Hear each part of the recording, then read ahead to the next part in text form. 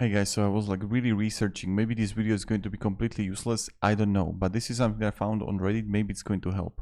So someone wrote here, ARK and crossplay between Epic Games and Steam. Is it possible? So this is what I learned. Epic hosted non-dedicated sessions can only be joined by Epic users. Steam hosted non-dedicated can only be joined by Steam users. Dedicated server must have the crossplay and the public IP for Epic arguments in order to accept both Steam and Epic users. Important thing if you're gonna have dedicated server. Dedicated servers must have no mods installed whatsoever. ARK server API is OK in order to show up in the lists. Remember that.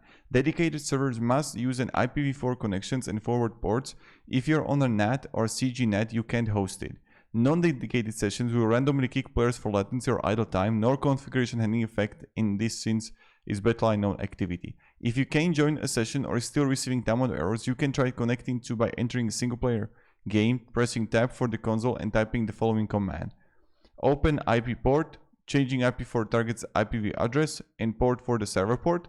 Non-dedicated sessions use the default port 777.